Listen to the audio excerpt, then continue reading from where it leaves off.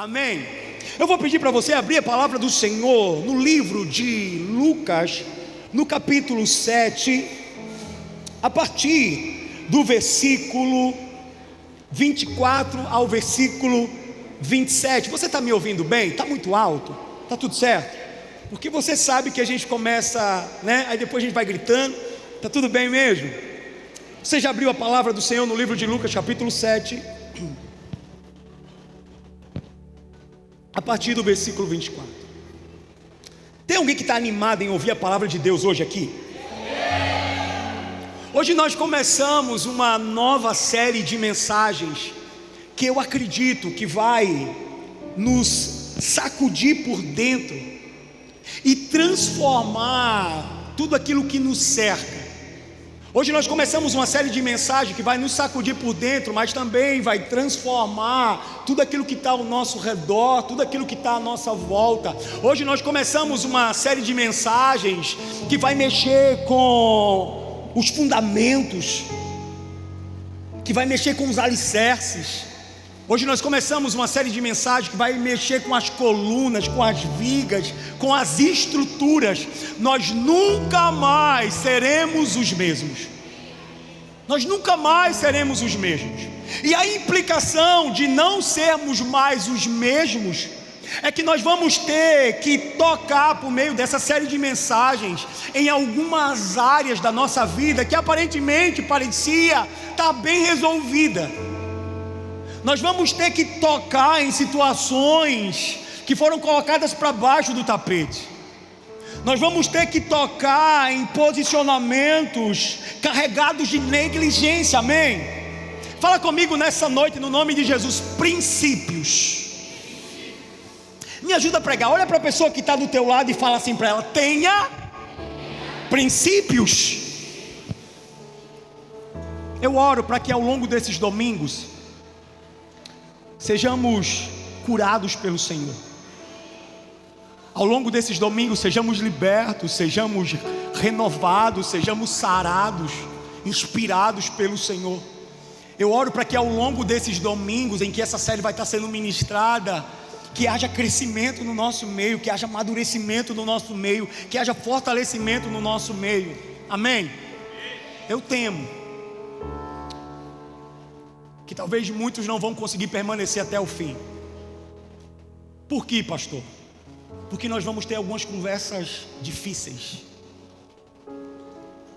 Você está comigo? Nós vamos ter algumas conversas difíceis. Então fala mais uma vez comigo no nome de Jesus: princípios. Irmão, princípios, valores e fundamentos, eu só tenho 24 minutos, é aquilo que nos define. Princípios, valores e fundamentos é aquilo que nos define como raça eleita, sacerdócio real, nação santa, povo de exclusividade de Deus. Princípios, valores e fundamentos é aquilo que nos coloca na condição de mesmo corpo, servindo a um mesmo Deus, a um mesmo Espírito, que nos coloca na condição de estarmos diante de um mesmo Pai, que é sobre todos, que está em todos e que se move por meio de todos. A verdade é que Deus, Ele só atua no princípio.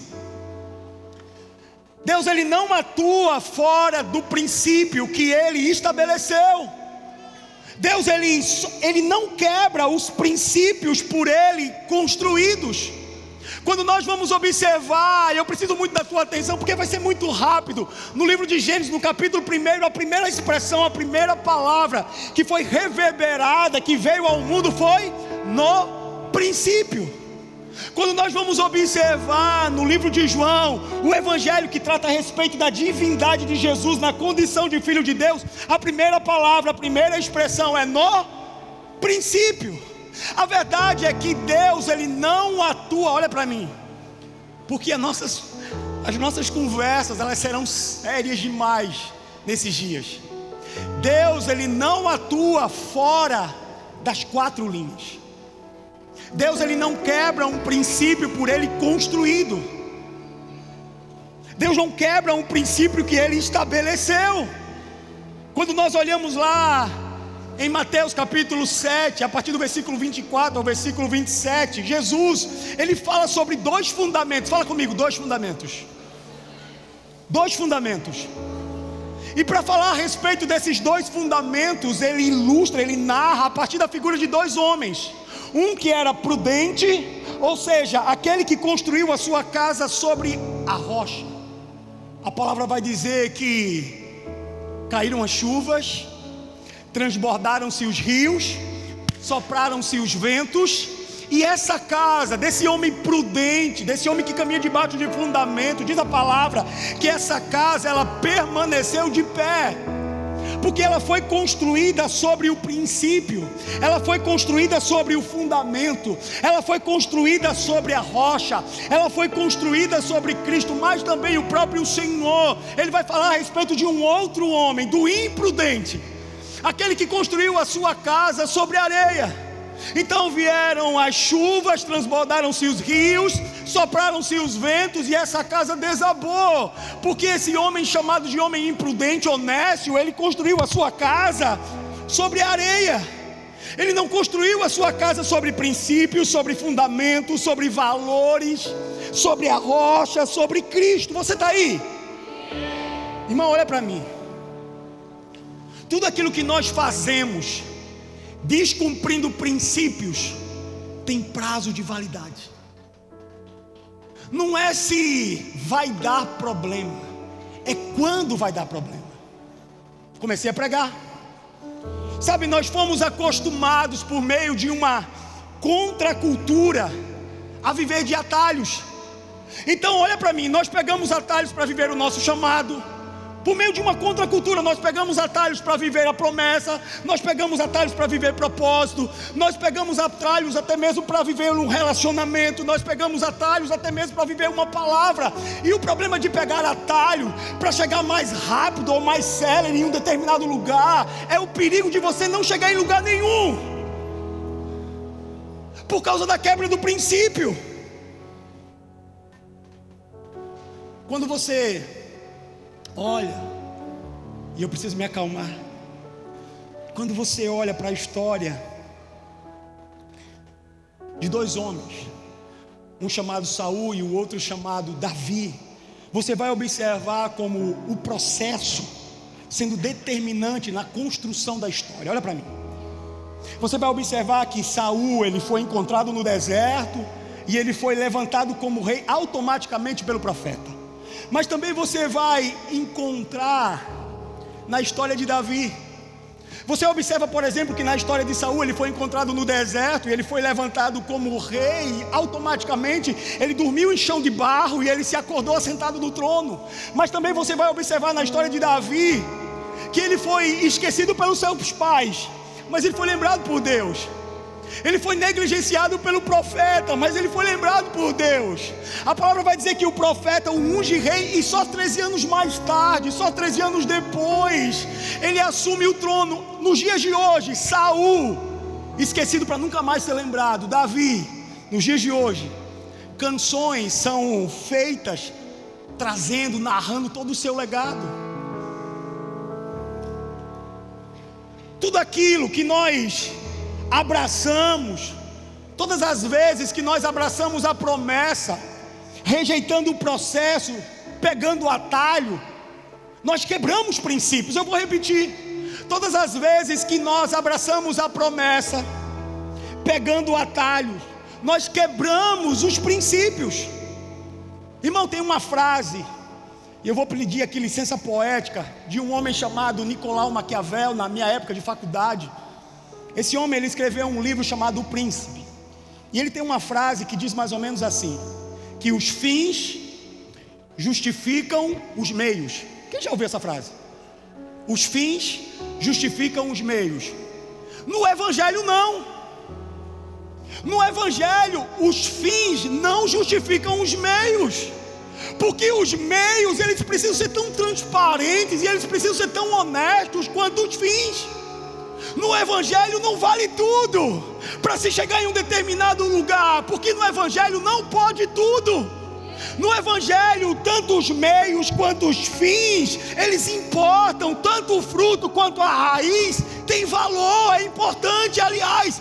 O fruto, ele vem como consequência da raiz. E se a raiz está contaminada, o fruto também estará.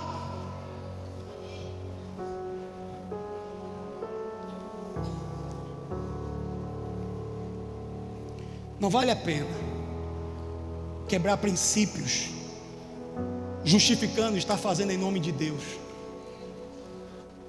Por quê, pastor? Porque Deus não vai reconhecer o fruto de um princípio que foi quebrado. E eu te provo. Chegará o grande e fatídico dia em que nós estaremos diante do nosso Senhor. Olharemos para Ele e diremos: Senhor, no Teu nome eu profetizei, está aqui o fruto. Senhor, no Teu nome eu expulsei demônios, está aqui o fruto. Senhor, no Teu nome eu fiz milagres, está aqui o fruto. E o que nós ouviremos de Deus é: eu não conheço os frutos, porque eu desconheço a...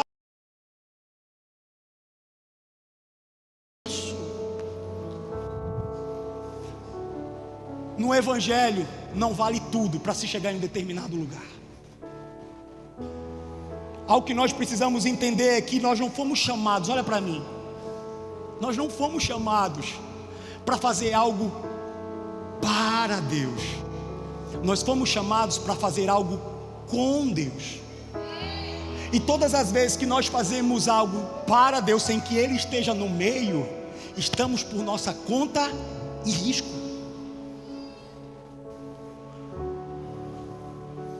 Pastor, onde você quer chegar nessa noite? No princípio, no fundamento, no entendimento de que no Evangelho não vale tudo. No Evangelho, olha para mim, podem todos, mas não pode tudo. Eu vou repetir. No Evangelho, podem todos, mas não pode tudo. O apóstolo Paulo, em uma de suas citações, ele vai dizer: me fiz de tudo para com todos, com o fim de ganhar alguns. Ele se fez de tudo para com todos, com o fim de ganhar alguns, mas ele não se tornou igual a todos. E ele não fez o que todos fizeram, porque existem princípios, porque existem valores, porque existem fundamentos. Olha para mim. Nós precisamos aterrissar algumas vezes. Igreja do Senhor Jesus, aterriza. Aterriza.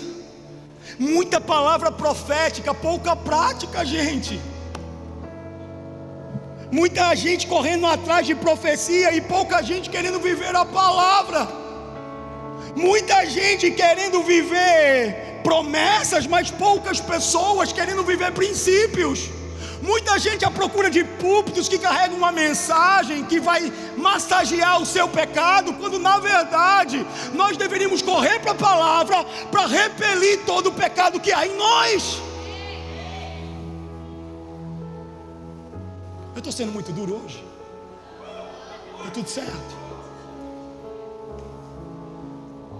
Sabe as igrejas que mais enchem, as que mais lotam? Não são as igrejas da parede preta. São as igrejas que relativizam os princípios e os valores e os fundamentos de Deus. Porque nós não queremos caber dentro dos padrões do Evangelho. Nós queremos que o Evangelho se adeque aos meus padrões. E não vai dar certo. Não vai valer. Você ainda está comigo, amém? Irmão, cuidado com profecias liberadas de plataformas que violam a palavra, porque Deus não vai quebrar com um princípio que Ele estabeleceu, sob pena de vivermos um caos espiritual. Eu falei que a nossa conversa seria difícil, mas eu estou falando aqui como um pai que ama os filhos. Nós carregamos demais e vivemos demais por meio de ventos de doutrinas, pessoas que relativizam o tempo todo o Evangelho, que relativizam os princípios. Irmão, sabe qual é a minha preocupação? Eu e a Eliane, nós temos orado, gente. Nós temos orado para construir uma escola, e não é fácil, não é mole, não é mole. Nós temos orado, nós temos buscado. Deus, pelo amor de Deus, levanta pessoas para nos ajudar. Sabe qual é a minha preocupação? É com a futura geração. Só que a futura geração está aí. E se eu não mantiver os princípios e os valores, se eu não entregar uma igreja bíblica para os meus filhos vão caminhar em cima de qualquer outra coisa, menos sobre a palavra.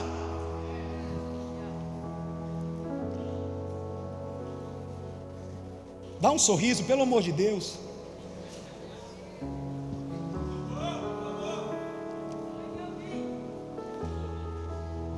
Tá tudo certo. Eu os amo, mas a gente precisa ter algumas conversas difíceis. Nós precisamos ter algumas conversas difíceis. Nós não podemos negociar princípios, nós não podemos negociar valores, nós não podemos negociar fundamentos. A Liane e eu, nós tiramos alguns dias de férias. Já falei para vocês, amém? Tiramos 7 dias, tá bom? Fique com inveja não. 7 dias. E quem ficou feliz porque os pastores tiraram 7 dias de férias? Amém, né?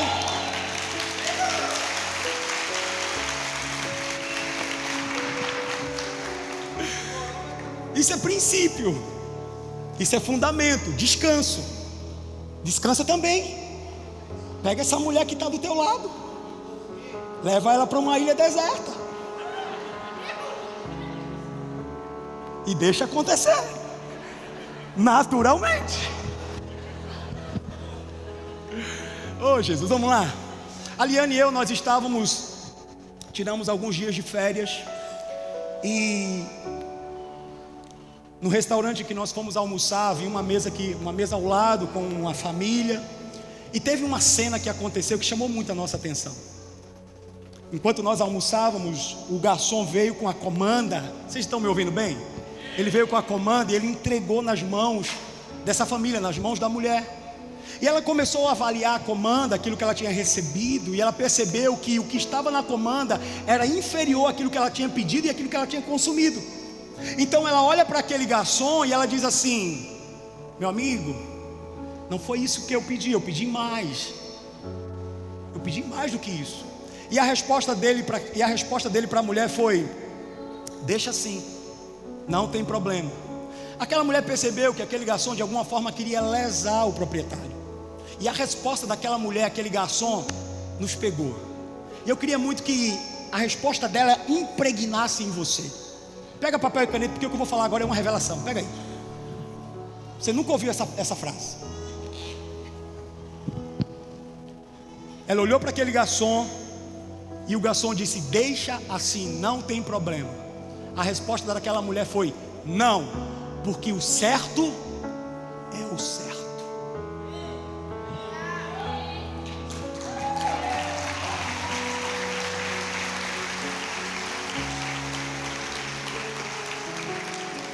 Eu vou pagar por tudo aquilo que eu consumi. Você não vai roubar a bênção. Irmão, olha para a pessoa que está do teu lado, me ajuda a pregar, mas olha com olhar de profeta e voz de profeta. Olha assim para ela e diz assim: o certo é o certo. Eu sei que você queria dizer isso, aproveita, o certo é o certo.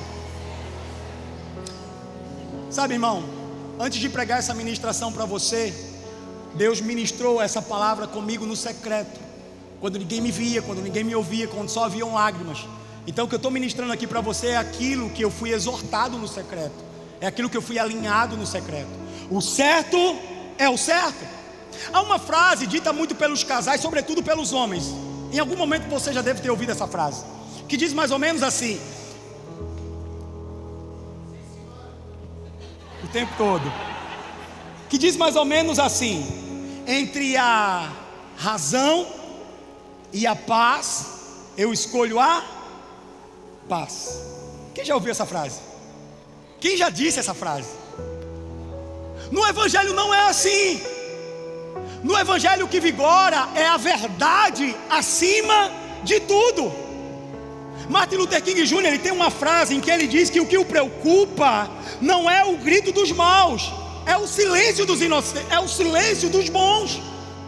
Irmão, nós não podemos nos calar quando o assunto é princípios, valores e fundamentos, sobre pena, com medo de não comunicarmos a verdade e tornarmos a palavra relativa e não absoluta como ela é.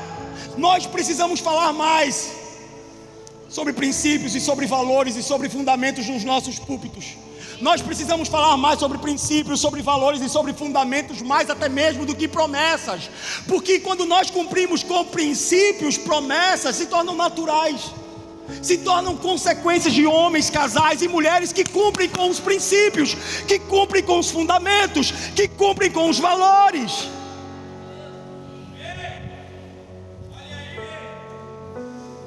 Quando o assunto é princípio, não tem espaço para opinião. Porque princípio é inegociável. Ah, mas a minha opinião, irmão, entre a tua opinião e a palavra, eu fico com a palavra. Não, pastor, mas é que o meu pensamento é diferente. Irmão, entre o teu pensamento e os pensamentos de Deus, eu fico com os pensamentos de Deus, que são maiores e mais altos do que os teus pensamentos. Quando o assunto é princípio, não cabe discussão, não cabe opinião, não cabe pensamento.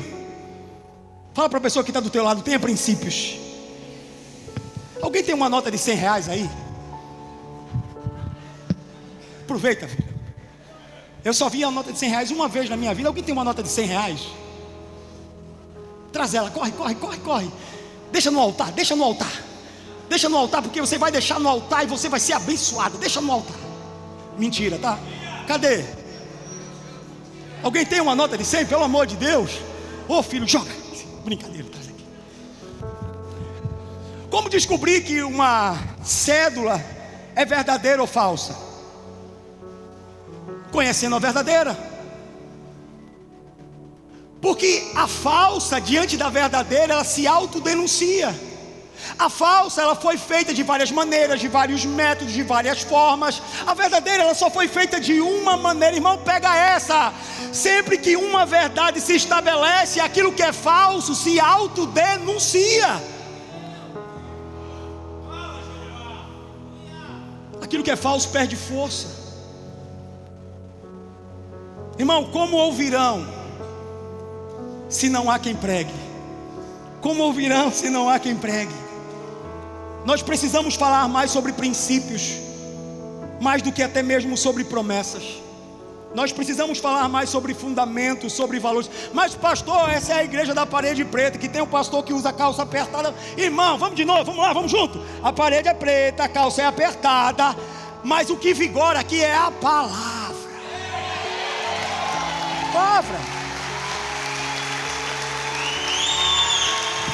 É a palavra de Deus, porque vai ser ela que vai nos manter de pé no dia mau. Em Oséias 6,6 a palavra diz que o próprio Deus falando: o meu povo perece por falta de conhecimento. Trazendo para o nosso contexto, nós perecemos, nós nos ferimos e nós nos perdemos quando nós quebramos princípios. Em 2024, olha para mim. Em 2024, não quebre princípios para viver chamado. Em 2024, não quebre princípios para manter pessoas. Não quebre princípios para viver relacionamentos tóxicos. Não quebre princípios à procura de promessas. Não quebre princípios. Sabe por quê? Porque a vida é um sopro. A vida é um sopro. E não vale a pena quebrar os princípios correndo atrás do nada, para viver o nada. Você ainda está comigo? O que vai te manter de pé no dia mau, quando as chuvas caírem, quando os rios transbordarem, quando os ventos soprarem contra a tua casa, são os posicionamentos. O quão firme você está na rocha. Irmão, nos últimos dias, nos últimos tempos, se tem uma coisa que não vai passar, são as palavras do Senhor, são os princípios do Senhor. Tudo vai passar, menos as suas palavras, menos os seus princípios. É por isso que sim, no dia mau, o que vai me sustentar é estar sobre a palavra, é estar sobre a rocha, porque ela vai me sustentar. Quando alguém virar a cara, quando alguém esquecer de mim, é a palavra que vai me sustentar, é a palavra que vai sustentar a tua casa, é a palavra que vai sustentar a tua família, é a palavra que vai sustentar a tua igreja, é a palavra que vai sustentar os teus filhos, a palavra. Tudo vai passar. A única coisa que não vai passar serão as suas palavras, os seus princípios. Ele é o caminho, diz a palavra. Ele é a verdade, e não existe uma outra verdade, como também não existe um outro caminho. E Ele é a vida, e só existe uma maneira de se viver. Não existem várias outras maneiras de se viver. Sabe por quê? Porque o certo é o certo. Sabe como é que nós vamos viver a agenda dos céus, se nós não queremos viver os princípios do céu? Eu vou repetir: como é que nós vamos viver a agenda dos céus, se nós não queremos cumprir com os princípios dos céus? Irmão, não há a menor possibilidade de viver o reino de Deus dissociado dos seus princípios. Eu quero ser, vamos lá, eu quero ser um bom esposo. Existem princípios no reino de Deus para você amar a tua esposa assim como Cristo amou a igreja. Eu quero ser um homem próspero. Existem princípios no reino de Deus para você ser um homem próspero e não se corromper. Eu quero ser um homem santo. Existem princípios no reino de Deus para você viver uma jornada de santificação. Eu quero ser um líder, eu quero ser um pastor. Existem princípios, existem valores, existem fundamentos. Não faz sentido nenhum alguém querer se tornar igual a Jesus, mas não estar disposto a ser santo como Ele é. Não tem sentido nenhum eu querer me parecer com Ele, mas não estar disposto a repelir todo o pecado que habita em mim. Não há sentido nenhum. Sabe, nós precisamos nos levantar contra tudo aquilo que nos separa desse lugar em que eu sou parecido com Ele, em que eu estou rendido a Ele, em que eu sou santo como Ele é. Nós precisamos falar mais sobre santidade.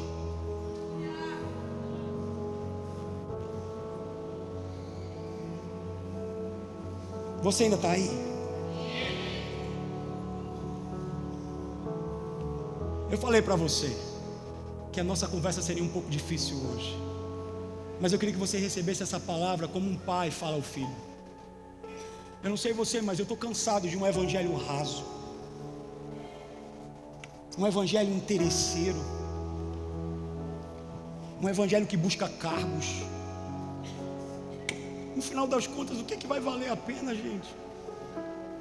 Apocalipse 22:13 diz: eu sou o alfa e o ômega, o primeiro e o último, o princípio e o fim. Nós precisamos falar mais sobre princípios no púlpito da nossa igreja. Nós precisamos falar mais sobre princípios no lugar em que nós estamos. Nós precisamos falar mais sobre princípios nas mesas em que nós sentamos. Deus, Ele não é só o início e o fim. Ele é aquele que criou todas as coisas. Ele é o princípio, Ele habita no princípio e Ele se move por meio do princípio. Jesus não foi crucificado porque ele era um cara legal. Jesus foi crucificado porque Ele era uma ameaça ao sistema que dia após dia quebrava princípios. O sistema não crucifica caras bonzinhos. Aliás, Jesus ele veio para restaurar um princípio que foi quebrado. Deus faz o homem, gera o homem, coloca o homem dentro num lugar para ser cultivado, num jardim. Mas o homem não se contenta, ele queria ser maior ou tão grande quanto Deus. E porque ele queria ser maior e tão grande quanto Deus, ele quebrou um princípio. Então Jesus vem para restaurar um homem que estava caído, para restaurar um homem que estava perdido, para restaurar um homem que estava quebrado. Sabe, nós não podemos quebrar princípios, nós não podemos quebrar valores, nós não podemos quebrar fundamentos. Você ainda está aí?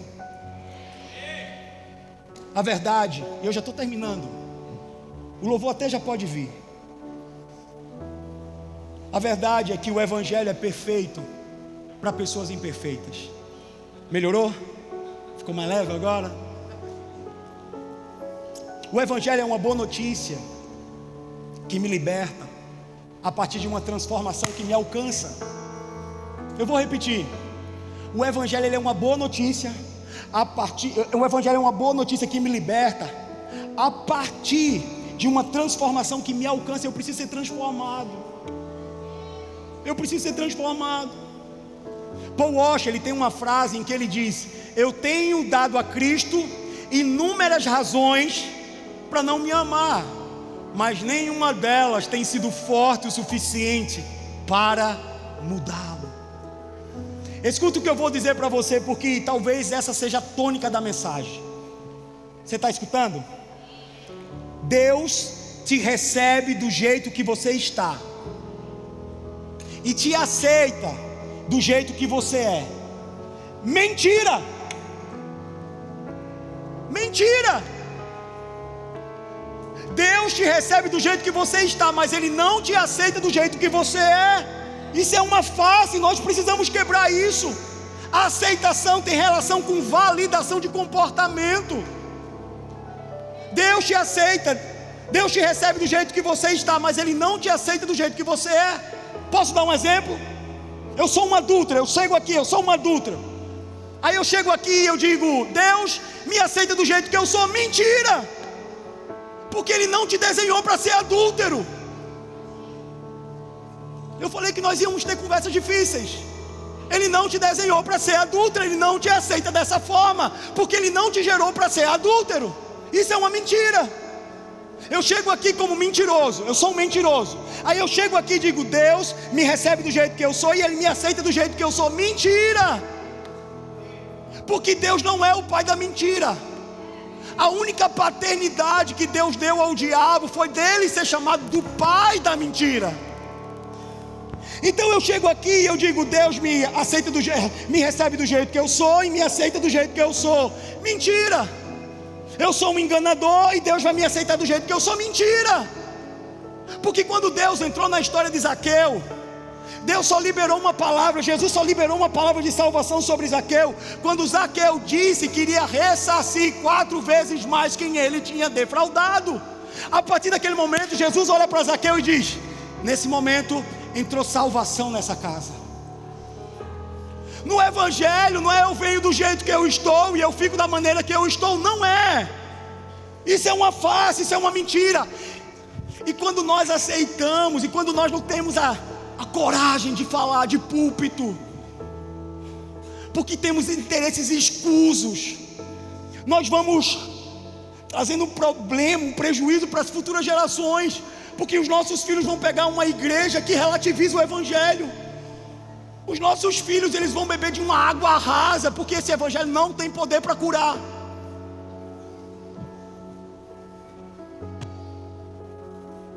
Evangelho não é sobre venha do jeito em que você está e permaneça do jeito que você é. Isso é qualquer outra coisa, menos o Evangelho. Eu vou repetir: isso é qualquer outra coisa, menos o Evangelho. O Evangelho é: venha do jeito que está e prepare-se, porque você será transformado, porque você nunca mais será o mesmo.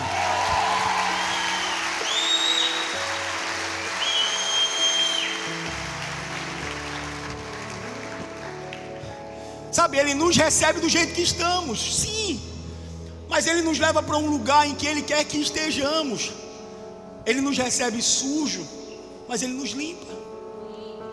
Ele nos recebe cativo, mas Ele nos liberta. Ele nos recebe doentes, mas Ele nos sara. Sabe, nós chegamos aqui rejeitados e Ele nos chama de filhos, porque nunca foi sobre estética, sempre foi sobre genética. Nunca foi sobre o Instagram, mas sobre o coração. Porque Deus não vê como o homem vê, o homem vê a aparência, Deus olha para o coração. Sempre foi a respeito de um homem que quer ser transformado, que quer ser restaurado. O Evangelho, eu que preciso caber no Evangelho, nos padrões do Evangelho, e não o Evangelho caber nas minhas opções, nas minhas escolhas. Sabe, irmão, nós vamos diluindo o Evangelho. a fim de fazer com que ele caiba na nossa cultura. Nós vamos diluindo o Evangelho para fazer com que ele caiba nas nossas escolhas, quando na verdade é a nossa vida que precisa caber dentro dos padrões do Evangelho. É a nossa vida, irmão. E eu olho para esses adolescentes que estavam no retiro. Que igreja nós vamos deixar para ele? Se nós começarmos a relativizar o Evangelho, pode tudo, pode tudo, pode tudo. Não pode tudo. Não pode tudo. Nós não podemos viver o Evangelho de qualquer forma, de qualquer maneira. Sabe qual é o meu maior medo? E eu falo como pastor dessa casa. É chegar diante do meu Deus, naquele grande e fatídico dia. Sabe, depois de ter pregado para você, irmão. Depois de ter pregado a palavra para você. Depois de ter te exortado. Depois de ter tentado te alinhar. Sabe qual é o meu maior medo? É chegar diante do meu Deus e o meu Deus olhar para mim e dizer: eu não te conheço, cara. Porque você é como aqueles mestres da lei hipócritas, que falavam sobre princípios, mas não vivia princípios. Esse é o meu maior medo. Eu oro para que, quando chegar o grande dia, estejamos diante do nosso Deus, e Ele possa olhar para nós e dizer: entra, meu filho, entra para o gozo do teu Senhor. Eu te conheço. Eu conheço o teu coração, eu conheço as tuas obras.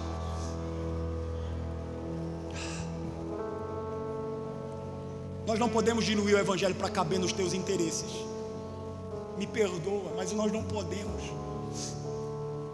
Sobre pena de estarmos ministrando um Evangelho que não tem poder para curar, para libertar, para salvar uma água rasa. Às vezes a gente pode pensar que está diante de um Evangelho que é remédio para trazer cura, libertação, mas quando na verdade não está curando ninguém, não está libertando ninguém, não está sarando ninguém, não está transformando ninguém. Princípios, valores e fundamentos. Se você crê somente naquilo que gosta do Evangelho e rejeita o que não gosta, não é no Evangelho que você crê, mas sim em si mesmo. Mas sim em si mesmo.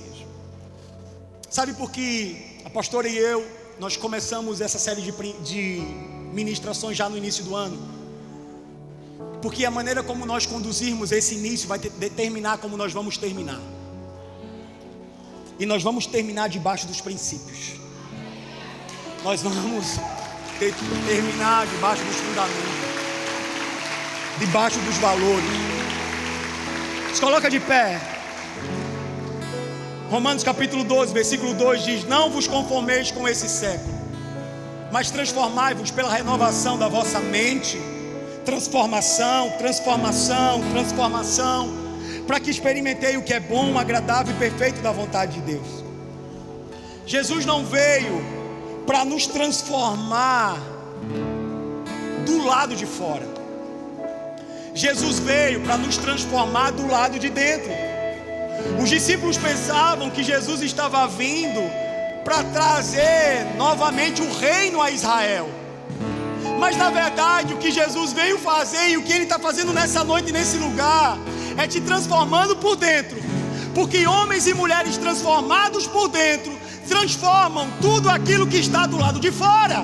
Mas para transformarmos do lado de fora, nós vamos ter que começar do lado de dentro. E precisa ser hoje, precisa ser agora. Somos transformados por dentro, transformamos tudo do lado de fora.